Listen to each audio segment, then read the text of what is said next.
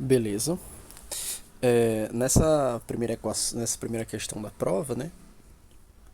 Ela pede pra gente descrever, pela mudança de variável, não é?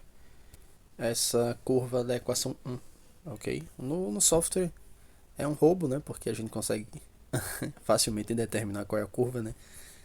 Ela tem aparência de uma hipérbole, né? Você consegue ver que os ramos parecem tender a algum lugar, o que nos remete a essas assíntotas, né? Dando um zoom aqui dá pra ver melhor. Então, uma vez que tem essa aparência, né? A intuição visual é que seja uma hipérbole, né? Então, quem não soubesse fazer a questão dos autovalores para mudar as variáveis, mas pelo menos tentasse esboçar o gráfico, ia perceber que se trata de uma hipérbole, né? E aí, eu marquei esse ponto A para ficar claro que a nossa intuição está certa, é uma hipérbole, certo? Mas para ficar claro que essa hipérbole ela não está, digamos, quando a gente rotacionar o eixo, né, para que os eixos se adequem aos eixos da hipérbole, certo? A gente vai perceber que a rotação a mudança que a gente vai precisar fazer no eixo das abscissas é somente de rotação, não de translação. E por que que isso pode ser visualizado? Porque o centro continua sendo a origem do plano cartesiano, certo? O centro não foi deslocado, ok? O fato de o centro não ter sido deslocado faz com que a equação da resposta seja nas variáveis s e t, certo? Seja direto s quadrado, t quadrado, sem deixar claro o deslocamento do centro, né? Como é na equação geral, né? Que seria s menos a ordenada do centro, do novo centro, né? Isso não precisa porque o centro não foi mudado, certo? Eu vou deixar o centro visível só por enquanto, certo? A gente vai trabalhar um pouquinho com ele. Só que o que é que seria? O que é que seria a translação, né? A rotação, desculpe. A gente tem aqui essa reta H, né? Que seria o eixo das abscissas. E a gente precisa rotacionar essa reta H de maneira que ela coincida com um dos eixos da nossa hipérbole, certo? E aí, esse é um ponto interessante, porque você percebe que a gente pode rotacionar de quatro maneiras, né? Dentro da primeira volta, né? São quatro possibilidades de resposta, certo? Porque eu posso fazer com que o S, eu posso fazer com que o X coincida com, né? Eu vou chamar a reta do eixo X transladada de reta S, certo? Então eu posso fazer com que o eixo S, que eu defini sendo a translação do eixo X, né? A rotação do eixo X.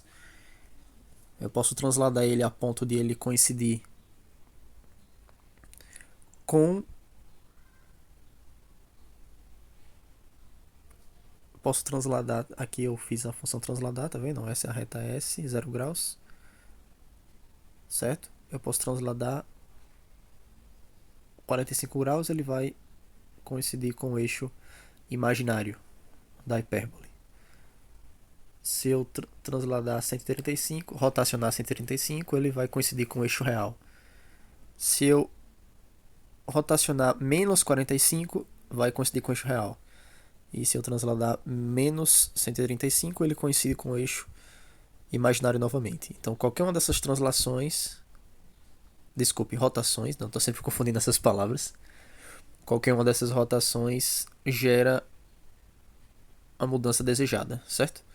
Só que aí é importante frisar que, só para não haver confusão, porque às vezes na hora da assim, a gente sai da prova, fala assim, eu marquei essa, você marcou qual?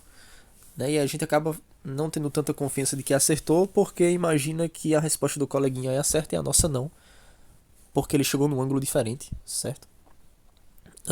E ele chegou num ângulo diferente porque, obviamente, ele escolheu uma rotação diferente da sua, certo? Então, não fiquem surpresos caso as respostas variem, né? De um aluno para outro, ok? Aqui eu decidi marcar o eixo T, né, para vocês conseguirem ver melhor a rotação, tá vendo? Que a medida que eu giro o eixo X para que seja o meu novo eixo S, o eixo T, que está em verde, vai mudando junto, certo? Então veja, se eu transladar 45 graus no sentido positivo, eu vou ter uma hipérbole cujo eixo real está em t, certo? Então a minha resposta seria, não é? O S é que ficaria com um sinal negativo, né? Ficaria t ao quadrado sobre alguma coisa menos s ao quadrado igual a 1, né? Já que com esse ângulo o meu eixo S é o eixo imaginário, certo? E a mesma ideia se repete aqui, por exemplo, se eu mudar 135 graus, o meu eixo S agora é o eixo real. Então veja que quem assumiria um valor de menos na equação das novas variáveis seria agora a variável t, certo? Então, como eu disse, isso varia, né? O ângulo, como você convenciona o eixo e como você define o ângulo, pode mudar a equação no final, certo? Mas são equações, digamos, equivalentes, né? Então, a resposta que eu fiz lá na minha prova foi que eu defini como menos 145, menos 45, desculpe, né? Então, essa seria a minha resposta, certo? No caso, eu ficaria com o S positivo e o S quadrado positivo e o T quadrado negativo, né? O T quadrado está coincidindo com o eixo imaginário da hipérbole, certo? Então a primeira parte já foi feita, certo? A gente só precisa entender agora a segunda parte, ok? É sempre bom frisar que as equações que moldam as variáveis são essas, né? Equação 2 e equação 3, que aparecem aqui embaixo, certo? Onde n é o grau que eu girei a reta, certo? Aqui dá para visualizar ele, ok?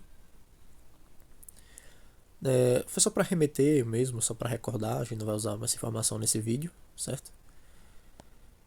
E aí agora a gente pode partir para determinar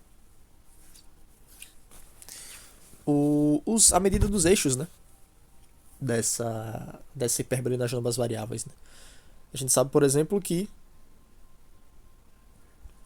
o nosso a quadrado, que seria o eixo real ao quadrado,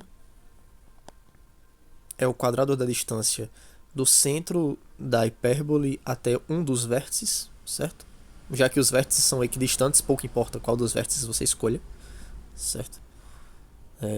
Da mesma maneira, a distância focal, a semidistância focal, na verdade, que seria o nosso C, não é?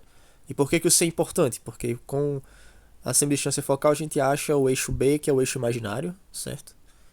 Já mostra um pouco mais embaixo, né? E aí, mais uma vez, qualquer um dos focos, né? Eu escolhi o foco e o vértice do mesmo lado para ficar mais claro, não é? Então, veja que a distância do ponto A ao ponto B, que seria o nosso semi-eixo real, dá esse valor, ok? Que quando elevado ao quadrado dá 18, como a gente vê mais aqui embaixo. O nosso C dá 6, certo? A distância do centro, que é o ponto A, até um dos focos, que é o ponto D, dá 6, certo? E a gente sabe que o B respeita essa fórmula. B é igual à raiz quadrada da diferença dos quadrados entre C e A. Quando a gente calcula, a gente observa que o B é exatamente igual ao A, certo? Então, é de se esperar que o B quadrado seja 18 também, ok? Como eu vejo aqui embaixo. Né? E aí, essa equação de baixo aqui seria a expressão encontrada quando a gente gira o eixo em menos 45 graus, obtendo o eixo S, certo? A hipérbole com essa equação aqui de baixo, ela pode ser melhor determinada, certo? Aqui já dá para sacar que a distância do eixo real, a distância do eixo imaginário, dá para calcular a distância focal. Né? Então, é esse o intuito da rotação dos eixos, né? Uma vez que a gente rotaciona o eixo do plano convencional para as novas variáveis ST, a gente coincide com o eixo da cônica. Né? Então, observa, a gente não mexeu na cônica, a gente mexeu no eixo, certo? Num ângulo aí de de menos 45 graus ou outros ângulos, né? Até mesmo ângulos fora da primeira volta. Mas o ângulo que eu escolhi foi esse, certo? Então, uma vez que eu escolho menos 45, a resposta tem que ser essa, certo? Com esses sinais aqui, ok? E aí, só queria visualizar isso mesmo com vocês, certo? Para ficar claro. Claro que aqui eu não fiz as continhas, né? Mas era só para visualizar a resposta, ok? Então, essa aqui seria a equação caso o ângulo fosse menos 45. Né? Então, aqui já a resposta do item A e do item B, que é identificar, é uma hipérbole, reescrever a equação nos eixos S e T, certo? Que é a equação aqui embaixo. E determinar algum ângulo que gere essa mudança, certo? Então essa daqui seria a resposta da primeira questão, certo? Tem uma outra questão, acredito que eu posso fazer até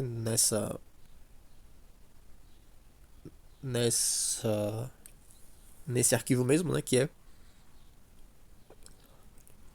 a equação seria essa, não é?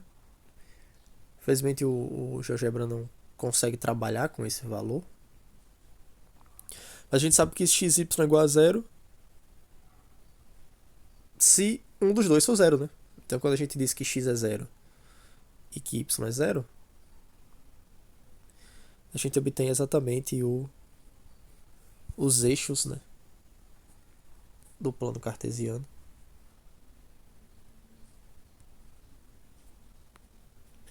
Só para ficar melhor visível aqui. Então, aquela equação x, y igual a zero nos dá os próprios eixos do plano. Então, essa seria a resposta do item C. Ok?